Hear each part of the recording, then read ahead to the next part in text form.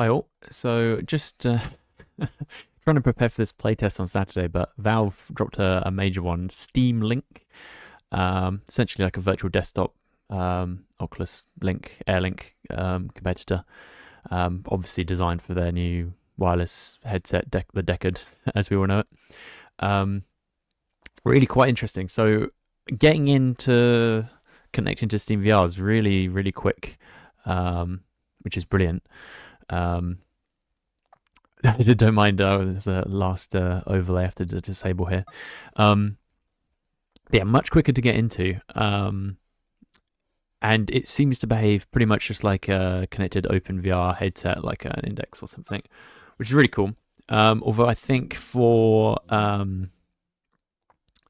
UEVR games, I think I'd still recommend using OpenXR with a link with the Oculus app and or virtual desktop, just the features. The positives, though, the quality is quite good. Not like virtual desktop, of course, but the foveated rendering I think is on by default.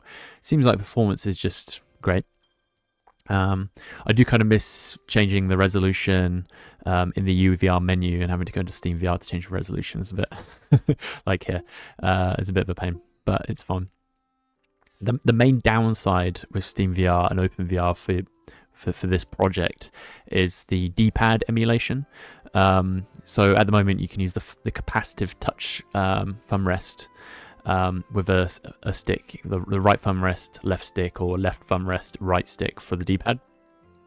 We do have an option for people without thumb rests, but it has to take over a stick. So it's not great if you just want to use the touch controllers. Now, what I do in a second is I plug in a PS5 controller, where bizarrely it seems to take a while to register. I don't know if that's a UEVR thing, a Steam input thing, but it's like all the face buttons work straight away, and then the sticks take like a minute to just register, which is quite strange.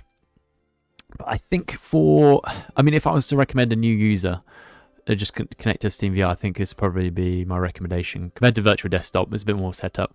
The Steam Link was super easy to do. Don't mind the white flickering in the background. I don't know what's going on. It's just a Harvestella thing. The second disadvantage I'd say with this Steam Link compared to OpenXR with the Oculus app, Air Link, or cabled, or virtual desktop as well, virtual desktop. So Harvestella, super easy to run, completely fine. But the next game I try is Lords of the Fallen, which I think is like one of the most bleeding edge like games you can try in VR. Real struggle to get a smooth 72 hertz, but you can get very playable, quite high settings with that, with asynchronous space warp, either with the Oculus debugger tool, with that turned on auto. Or oh yeah, I try here. The changing the hertz though in the Steam VR, the Steam Link settings is really cool.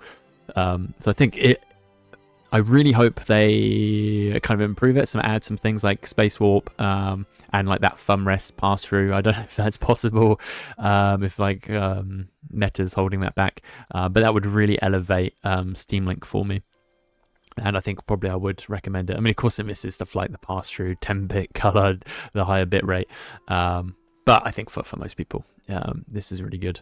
I know people get quite emotional when it comes to their choice of headsets and connections and things.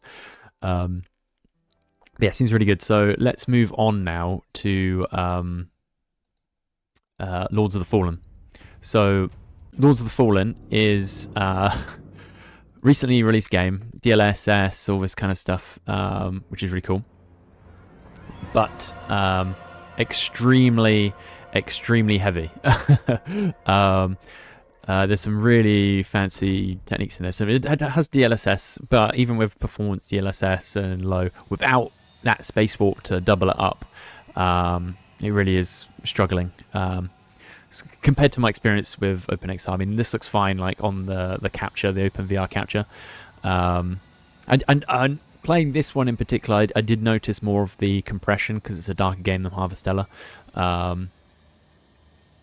But yeah, the D-pad is a killer for me, especially for the games. I mean, these are third-person games, but for example, in the first-person games where you want to use the motion controls that we have, you really want to access that D-pad because there's normally menu things, all kinds of stuff involved. So you're at a real disadvantage, and it's just you could probably set up the D-pad in a way where you can bind it with the Steam VR input. So this is literally just my first impression. So hopefully maybe the D-pad we can solve in other ways.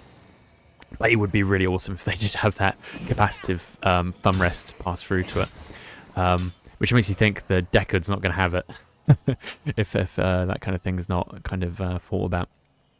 But yeah, the darker game, definitely I noticed more of the compression artifacts, the color banding, compared to when I did some tests with the OpenVR runtime, 10-bit color, AV1 encoding with Virtual Desktop. So I think Guy Godin is definitely still on to a winner. I think that's definitely very much still worth its like $20 asking price for the amount of value you get out of Virtual Desktop. And the pass-through, the mixed reality stuff, the quality of life stuff, like actually being a virtual desktop for like your Mac and PC things, I think I still would prefer that. But for gamers, the average gamer, I think this is going to be quite a big win for PC VR in general. Now suddenly Oculus headsets are just Steam VR headsets, which is great. I really hope developers are excited about this and opens it up. I'm actually kind of quite surprised they're on the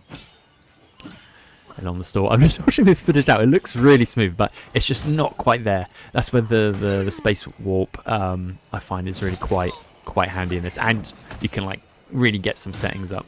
And more and more of these Unreal Engine games, like I was playing Lies of P, OpenVR, that's actually super gorgeous and actually really well optimized. But anyway, I need to prepare for this playtest. Quick video on Steam link.